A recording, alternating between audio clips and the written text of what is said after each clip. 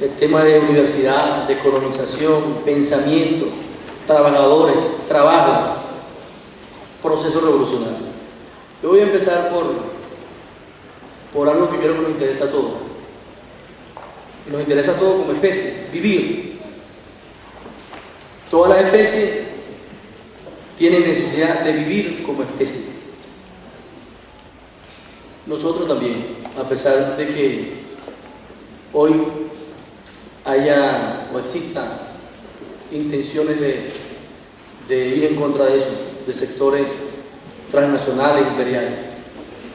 Pero el reto que tenemos como especie es sobrevivir, vivir. Por lo tanto, como especie nosotros tenemos que relacionarnos con la naturaleza. Y cada especie, de acuerdo a su nivel de desarrollo, va a establecer ese modelo de relación. Por supuesto que nosotros, por un proceso evolutivo importante, tenemos unas manos que nos crea y nos da posibilidades de un manejo muy distinto a las, digamos, a la componente de otras especies. No todas las especies pueden hacer todos estos movimientos, las posibilidades de agarre, de sostener algo. Esa posibilidad también influye directamente en el cerebro. Hay una relación dialéctica permanente entre el cerebro y las manos para interrelacionarnos con la naturaleza, para poder transformarla y para poder satisfacer nuestras necesidades como humanos. A eso lo llamamos trabajo. Un buey puede arar y puede transformar la naturaleza, pero un buey no puede definir, planificar la cantidad de pasto que necesita. No puede jugar con las variables de tiempo y espacio para lograr satisfacer las necesidades de toda esa especie. Nosotros sí. Un buey puede hacerlo si nosotros implementamos un mecanismo, es decir, un buey obedece instrucciones. Nosotros no necesariamente tiene que ser así. Lamentablemente, hubo un sistema que se implementó que nos llevó a obedecer instrucciones. Y en lugar de producir una evolución en el pensamiento, de alguna manera produce una involución que lleva a la conclusión de ir contra nosotros mismos. Pero esa relación mano-cerebro justamente es lo que posibilita ese desarrollo del pensamiento permanente. O sea que el pensamiento es producto de esa relación con la naturaleza y la necesidad de transformar la naturaleza conscientemente. Es decir, los bueyes y el resto de los animales pueden transformar la naturaleza y la transformación desde el punto de vista mecánico, el uso de la fuerza para transformar es un trabajo. Esa es la definición mecánica del trabajo. Pero cuando ese elemento se le agrega el elemento conciencia, entonces diríamos que es la transformación consciente de la naturaleza para satisfacer nuestras necesidades humanas. Y ese es el trabajo humano. Realmente eso es lo que nos coloca de manera distinta. En la manera que interactuamos para resolver nuestro problema desde el proceso social del trabajo, entonces surge la sociedad. Así que la sociedad es la relación de todos nosotros interactuando con esa naturaleza conscientemente para resolver nuestros problemas. Lo que pasa es que esa sociedad en algún momento fue dividida en clases. ¿Qué significa eso?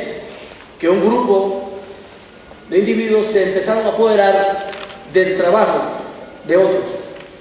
Y esos otros empezaron a trabajar, pero no para satisfacer las necesidades de todos, fundamentalmente porque esos pocos empezaron a aprovecharse de eso. Eso es una barbarie. Y eso puede ocurrir si se coloca un sistema de represión en primera instancia que obligue a esos seres humanos a ser explotados. Y por otra parte, tiene que haber un sistema ideológico que permita que alguien obedezca desde la explotación a los explotadores. Estamos hablando de un sistema de represión, de un sistema ideológico, todo eso conforma después el Estado que hoy conocemos. De manera que hablar en principio de pensamiento colonizado, que quizás se asocia de luego a una categoría nuestra aquí de la colonización, primero tenemos que pensar en el pensamiento desde la esclavitud, el pensamiento desde la explotación. Nosotros como seres humanos tenemos que liberarnos. Liberarnos significa liberar el trabajo. El proceso social del trabajo significa que nosotros tenemos que colocar lo que produzcamos, toda nuestra producción material y espiritual en función de satisfacer las necesidades humanas. Mientras no logremos eso, no logramos resolver el problema fundamental. Por lo tanto, el quitarlo, lo que tenemos que hacer es eliminar ese pensamiento que de alguna manera sustenta a esa sociedad de explotadores y explotados. Lógicamente eso no va a ocurrir por obra de gracia de las cosas, ¿no? Para no meterlo en una categoría. Pero ese no va a surgir de la nada, como nada surge de la nada, todo surge de algo. Eso va a surgir producto de un estado de pensamiento que nos permita trascender allá. Una acción, una reflexión permanente para eso. Bien, entonces hasta ahora podemos ver que alguien tiene que resolver eso. Los explotadores no lo van a hacer. Jesús el Nazareno le hizo llamado a ellos para que pusieran unas actitudes diferentes: entrega tu riqueza, distribuye, la sigue, y no le hicieron caso. Entonces, bueno, ya es una tarea nuestra, porque no le hicieron caso, aunque muchos lo asumen de otra manera. Entonces quiere decir que eso no lo hemos resuelto, hay que resolverlo. Hay que colocar la riqueza que produce el trabajo en función de satisfacer las necesidades humanas. Quiere decir que aquí hay un sujeto. Si no lo hacen los explotadores, lo debe hacer el que esté explotado. Los explotados, los trabajadores, tenemos que organizarnos entonces conscientemente para liberar el trabajo y garantizar la felicidad social. ¿Qué papel juega la educación? La educación surge ¿de dónde? Bueno, lógicamente, un buey para arar debe ser entrenado, debe obedecer a instrucciones. Pero un ser humano, para interrelacionarse conscientemente con la naturaleza, necesita algo más que eso. Necesita, además, porque debe relacionarse. Es decir, que la educación es producto de ese proceso social del trabajo. La educación es una categoría que surge desde ahí. La educación no puede estar despegada de la realidad. La educación tiene que estar colocada a desarrollar ese pensamiento que nos permita vivir como especie, y es un pensamiento que permita colocar el trabajo para vivir como especie. Hablar de quitar ese pensamiento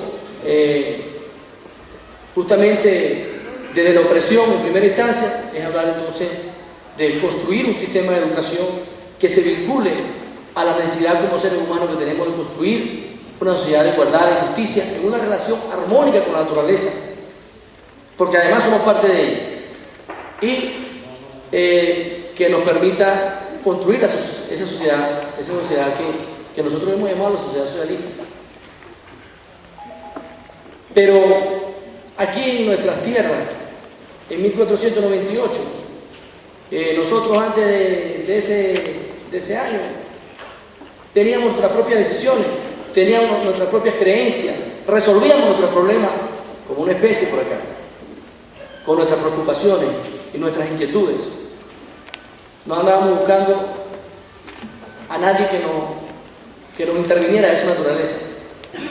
La crisis de los imperios, en su desespero, ellos siempre buscan resolver las cosas como las quieren resolver hoy, destruyendo los pueblos. Bueno, un día llegaron el imperio español, heredero de otros imperios, con todas sus malas costumbres.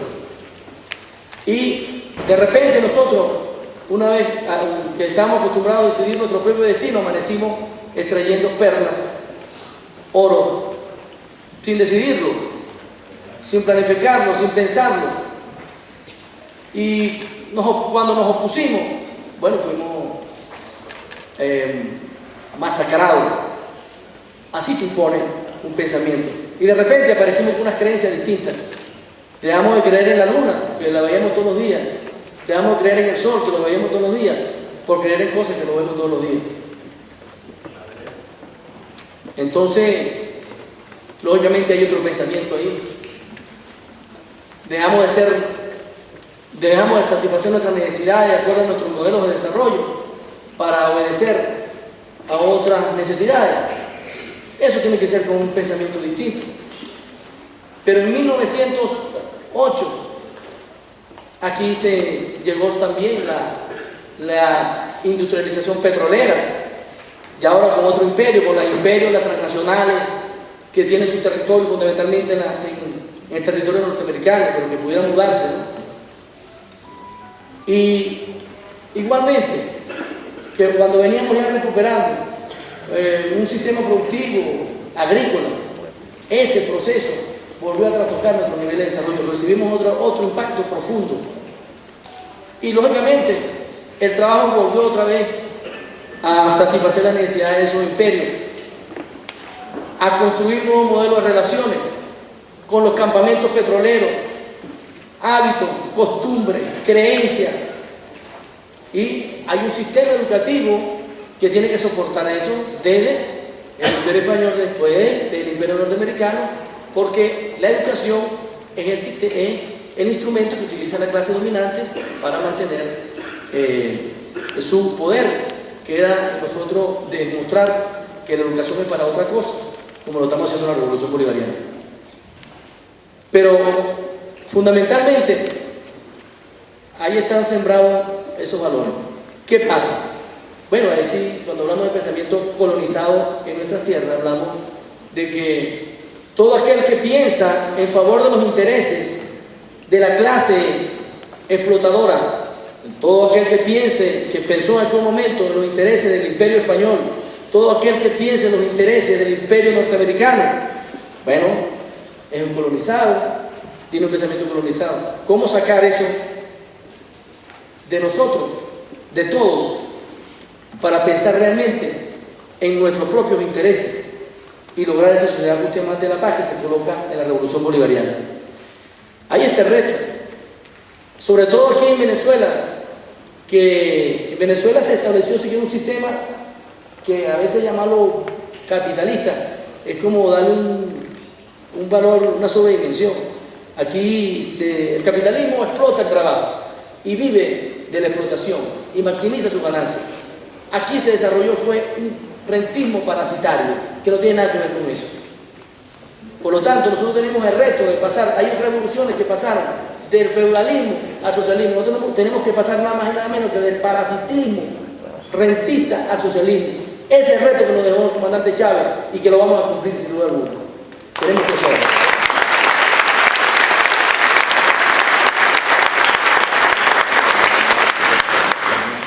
En esa dimensión, en esa lucha por construir nuestra sociedad de libertad y justicia, bueno, aquí ha vivido nuestro pueblo en resistencia del imperio español, de todas las intervenciones imperiales.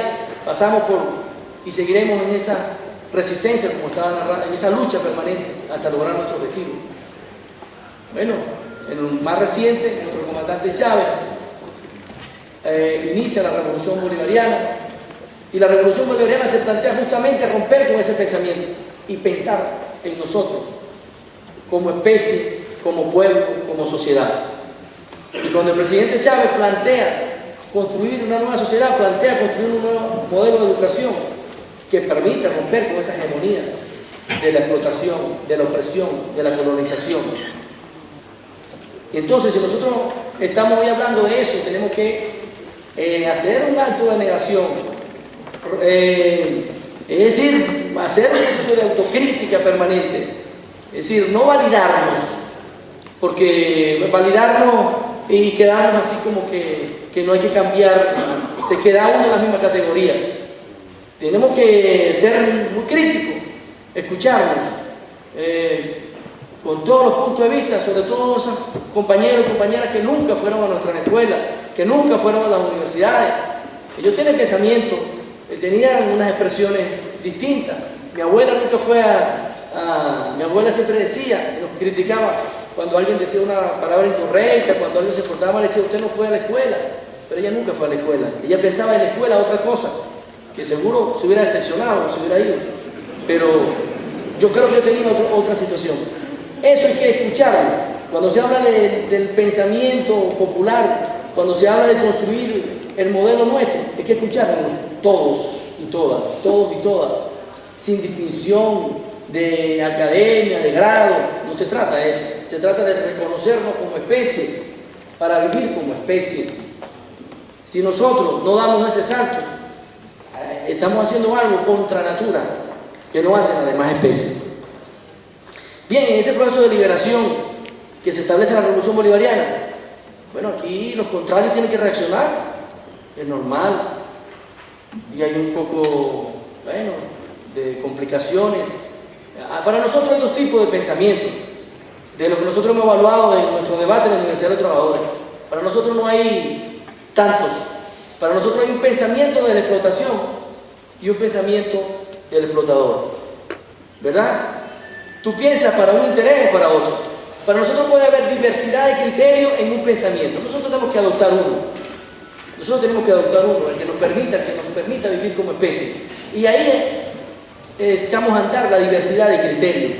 Para nosotros lo importante no es un problema de desarrollo del conocimiento, porque el conocimiento lo puede tener alguien sin pensamiento. Nosotros tenemos que pensar y producir conocimiento con una dirección que es el pensamiento. Y nosotros tenemos que construir un pensamiento para la libertad y para la justicia, eso es vinculado con la realidad. En ese proceso de liberación aquí en Venezuela se dio un sabotaje petrolero, que todos ustedes recuerdan, que por ahí lo llaman paro, y es un sabotaje, nosotros lo vivimos. Un conjunto de individuos estudiando en todas partes, con títulos de todos los niveles, bueno, con esas capacidades para salir muy bien en las unidades curriculares de todos los países, con bastantes grados. Bueno, no utilizaron esa inteligencia. ¿Para qué lo usaron? Para querer poner al pueblo de rodillas. Bueno, ahí está un ejemplo, eso es un ejemplo de colonización. Un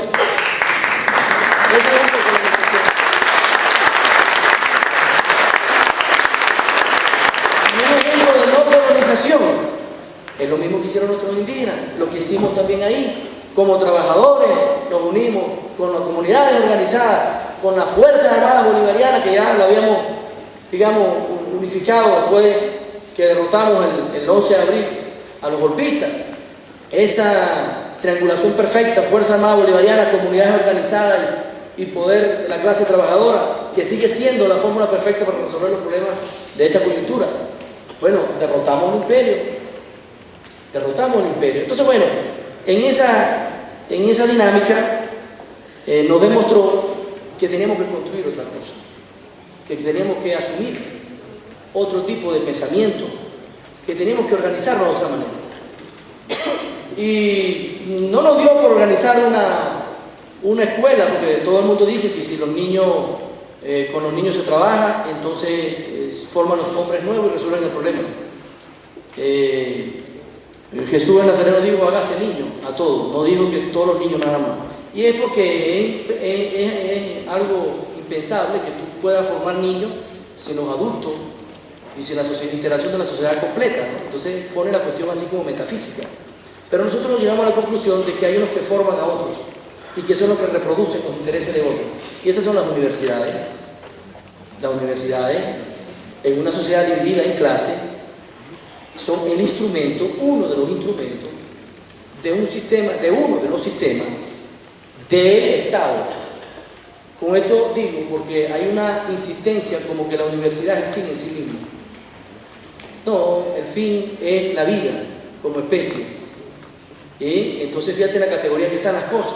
Y a veces creemos hasta que la cátedra que dictamos, hasta la unidad curricular que dictamos, hasta el tema que dictamos, parecerá que es el fin en sí mismo. El fin en sí mismo es la vida, la sociedad de igualdad y de justicia. Por lo tanto, nosotros lo que hicimos fue encontrarnos con que había un instrumento donde teníamos que dar ese combate. Y nos organizamos como universidad, porque nos encontramos también en esa discusión con el pensamiento de un extraordinario compañero que había planteado que la posibilidad de construir una sociedad justa, de igualdad y de justicia, una sociedad socialista en Venezuela, pasaba porque el pueblo asumiera su propia educación, su proceso de formación, su autoformación colectiva, integral, continua y permanente. Y específicamente él decía, como las cosas se deciden en el trabajo, en la producción de bienes y servicios, la construcción de la sociedad va a depender de construir un sistema educativo para que sea donde el sujeto sea, en este caso el pueblo que está interrelacionado con el trabajo, los trabajadores y los trabajadores. Ese compañero se llama Jesús Rivero, y nosotros lo que hicimos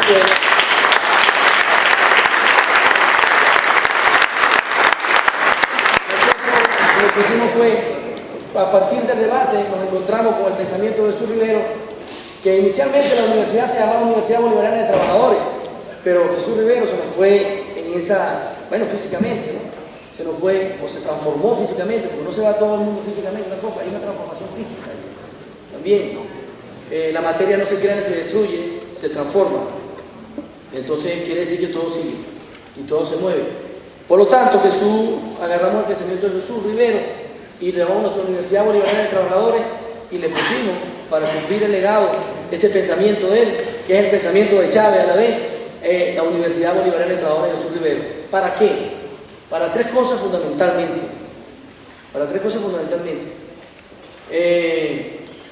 Derrotar el pensamiento burgués desde la burguesía y desde la opresión. Es decir, desarrollar un pensamiento que nos permita colocarnos como especie que pensamos en todo para todo, en igualdad. Segundo, trastocar, modificar los modelos de organización y dirección que nos dejó el Imperio Español, que nos implantó las empresas transnacionales, que a veces no queremos ni modificarlas porque ahí no la pensamos y no la negamos. Tenemos que pasar a otros niveles de organización que nos facilite el debate permanente, el encuentro permanente, la igualdad entre nosotros, un reconocimiento sin distinciones de ningún tipo. Entonces, para conformar ese nuevo modelo de relaciones, nosotros hablamos de la gestión, de la dirección del proceso social del trabajo, y eso obedeciendo a la Constitución de la República Bolivariana de Venezuela, obedeciendo a la Ley Orgánica del Trabajo de los Trabajadores y algunos instrumentos que tienen que desarrollarse, pero que de esa manera tenemos que garantizarle los bienes a la sociedad. Y como tercer elemento, un elemento que es el de la soberanía tecnológica, y una soberanía tecnológica que sea pensada en nosotros. Cuando se habla de tecnología, todo el mundo piensa casi que la tecnología es algo que tiene que vendernos, es algo que tiene que ser de afuera. A nosotros nos convirtieron en suministradores de materia prima y manejadores de equipos ajenos. Y para eso está un sistema de educación que lo garantiza. Nosotros tenemos que pasar de ser transformadores de nuestra materia prima y desarrolladores de nuestra propia tecnología, construir un sistema para eso, y eso con el trabajo, con la práctica, con la reflexión-acción. Eso no es con una lectura solamente, no, eso es con lectura y algo más, reflexión-acción. Por lo tanto, tenemos que desarrollar nuestro propio modelo tecnológico, nuestro modelo que nos posibilite extender nuestras capacidades manuales, ¿verdad? Nosotros tenemos capacidades sensoriales que llegan hasta ciertos límites de temperatura, pero que nosotros con la tecnología podemos extender nuestras capacidades sensoriales y con eso poder extender nuestra capacidad de transformación. Esa es la tecnología que necesitamos, una relación armónica con la naturaleza, siempre importante, porque si la naturaleza, si el planeta desaparece no solamente la especie humana, sino todas las especies, y hay que ser responsables. Quizás los dinosaurios no tuvieron esa conciencia, esa posibilidad de pensar, nosotros sí tenemos la posibilidad de dirigir el planeta, las cosas, el universo, un destino distinto. En definitiva, para nosotros la Universidad de los Trabajadores, hablo de esto porque como es papel de los trabajadores en la Revolución Bolivariana, y bueno, la experiencia que tengo es en ese sentido, y los trabajadores, entonces asumimos a la Universidad de los Trabajadores como un instrumento de autoorganización, de autoformación, para asumir la conciencia como pueblo y derrotar el pensamiento del opresor, el pensamiento colonial, el pensamiento imperial, el pensamiento burgués, y construir el pensamiento del pueblo, el pensamiento de la vida, el pensamiento del amor, de la igualdad y de la justicia. Entonces, para nosotros eso es la universidad. Nosotros creemos también que todas las universidades son instrumentos de autoformación o de formación, y de organización de algo. Nosotros, las universidades norteamericanas, ellos forman algo y son instrumentos de organización y de formación algo. Nosotros creo que debemos ubicar en ese papel que juega la universidad, que no es neutral. Aquí no hay eso de la neutralidad. No hay un intermedio aquí. Hay quien oprime y hay quien es oprimido. Y esa es la realidad. O sea, no la estamos inventando. Y no porque lo dijo Carlos Marx y Federico Méndez, es porque sigue siendo así. Alguien que demuestra lo contrario, que existe una neutralidad intermedio, que alguien es menos explotado, más o menos explotado, menos oprimido. Esos intermedios parece que no dan. Y no se puede, se tiene que pensar de una manera o de la otra. Y creo que a nosotros como pueblo y como especie nos corresponde es pensar como especie humana, como seres humanos que construyen la libertad, la igualdad, la justicia para todos y para todos. Construir una ética desde el trabajo, romper la ética de lo parasitario, del rentismo parasitario, romper la ética de la explotación, del capitalismo. No es cualquier ética, es la ética de la honestidad, de la moral, de la justicia, y todo el mundo habla de eso. Pero es distinto hablar de la libertad del capital a la libertad del trabajo. Es distinto hablar del respeto al capital al respeto al trabajo. Es distinto hablar de la moral del mercado a la moral del trabajo. Entonces ese es nuestro reto. Nosotros queremos que ese es el reto que nos da nuestro comandante supremo, nuestro comandante eterno, como Rafael Chávez Frías, y que con Nicolás Maduro lo vamos a lograr, vamos a seguir avanzando hasta que definitivamente seamos libres.